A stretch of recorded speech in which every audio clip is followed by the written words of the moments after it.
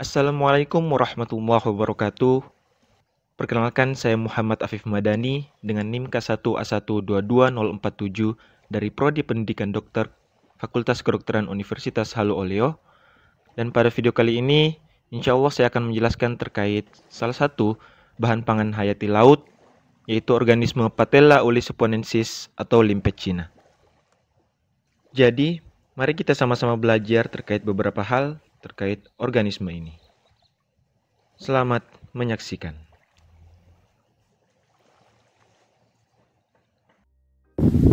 Nah, Patella olisiponensis atau yang biasa juga kita sebut sebagai limpet Cina termasuk dalam genus Patella dan juga famili Patellidae.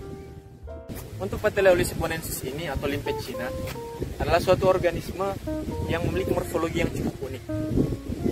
Morfologi dari cangkang dari Patella olisiponensis ini, dia berupa kerucut yang rendah dan juga memiliki tonjolan-tonjolan di bagian tepinya. Untuk warnanya itu berwarna putih keabu-abuan di bagian luar cangkang dan bagian dalamnya itu berwarna putih porselen dan juga oranye di bagian puncak. Nah, untuk panjangnya bisa mencapai maksimal 6 cm ya. Untuk Patella olisiponensis ini atau limpet Cina bisa kita temukan di pantai terbuka dan khususnya di perairan yang dangkal. Dan juga selain itu kita bisa temukan di kebanyakan di daerah-daerah berbatuan. Jadi seperti pantai-pantai berbatuan itu kemungkinan untuk mendapatkan Patella olisiponensis ini semakin besar.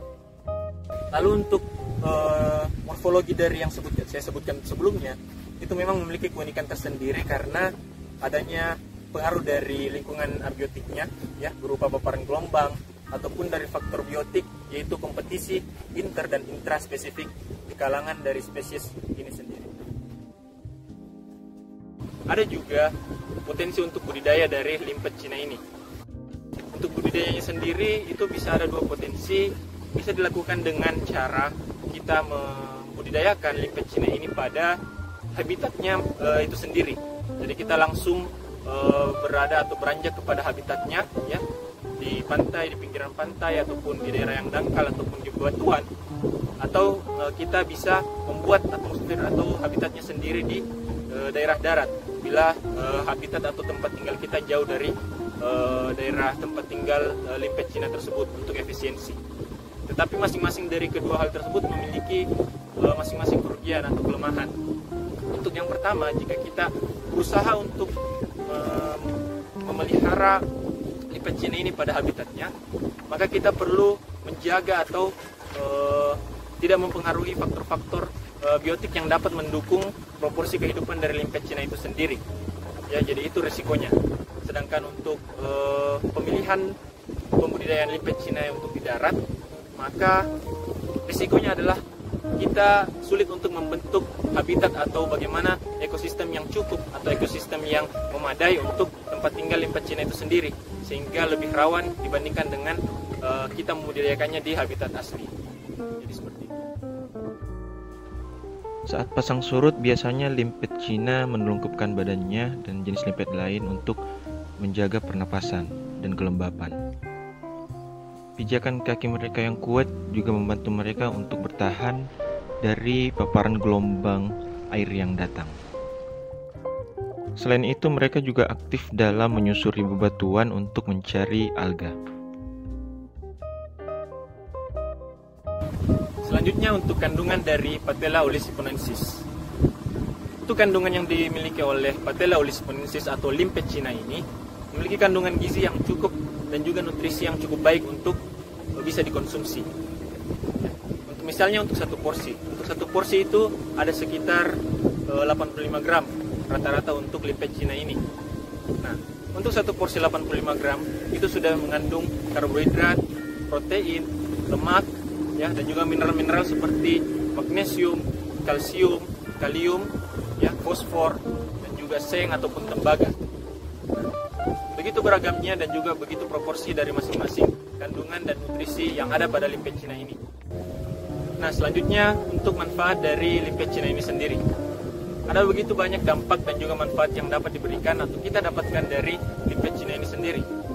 Limpet Cina ini termasuk suatu organisme yang menjadi warisan budaya lokal khususnya Indonesia ini. selain menjadi warisan budaya lokal, ini juga termasuk dalam warisan budaya global. Yang kedua, limpet Cina ini merupakan suatu bahan pangan yang sebelumnya saya sebutkan yang dapat dimanfaatkan dengan baik dan juga mudah dijangkau. Lalu untuk yang ketiga, terkait inovasinya dalam bentuk morfologi limpet Cina ini sendiri. Nah, ini menjadi inovasi bagi para ilmuwan dan juga teknisi untuk bagaimana membentuk suatu bendungan dari batu-batuan dan juga bahan-bahan lainnya untuk mencegah abrasi. Nah, terkhusus untuk manfaat dari limpet Cina ini dalam bidang kedokteran tentunya ada. Nah, salah satunya adalah yang paling berperan, yaitu penelitian terhadap kandungan protein dari limpet Cina ini. Secara khusus ternyata bisa dikembangkan untuk mengobati kanker kandung kemih, ataupun atopi, ataupun penyakit autoimun seperti lupus. Dan juga selain itu bisa menjadi perkembangan obat untuk mengatasi penyakit seperti asma. Nah, selain itu, untuk limpet Cina ini sendiri adalah organisme yang sangat berperan dalam ekosistemnya. Jadi tidak hanya dia berperan dalam kondisi kesehatan dan juga bagaimana lingkungan manusia itu sendiri, tetapi juga dalam lingkungannya sendiri dan ekosistem terhadap ekosistem batuan dan juga perairan dangkal juga ternyata berperan, khususnya dalam melindungi alga. Sehingga organisme-organisme lain pun terdukung dengan adanya pemeliharaan dari alga ini oleh limpet Cina ini sendiri. Di sini saya karena penasaran ya, saya mencoba untuk mencari di daerah pantai dari bahan pangan hayati yang saya jelaskan ya. Tapi seperti yang dilihat bahwa ternyata tidak semudah itu ya. Ya, saya kesulitan di sini ya, pusing mencari mau bagaimana lagi, tetapi ya saya coba-coba dulu ya, walaupun memang ternyata tidak semudah kelihatannya. Saya mencari di daerah bebatuan ya, mumpung saat pasang surut. Lalu selain itu saya juga mencoba mencari di sisiran pantai ya, pinggiran-pinggiran pantai, pokoknya di daerah-daerah yang dangkal ya, sesuai dari informasi yang saya dapatkan ya. Tetapi entah kenapa ya, semakin jauh saya menelusuri ya, yang saya dapatkan palingan hanya berupa cangkang ya, cangkang kerang ataupun hewan lain yang bukan menjadi bahan penjelasan saya sebelumnya, dan memang ternyata sangat sulit. Contohnya seperti ini ya, yang saya dapatkan hanya seperti berupa kerang-kerangan. Ini ada satu makhluk hidup tapi ya bukan hewan yang saya cari.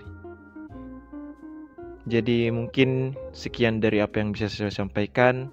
Kurang lebihnya mohon dimaafkan. Semoga bermanfaat dari apa yang saya bawakan pada video ini. Wassalamualaikum warahmatullahi wabarakatuh.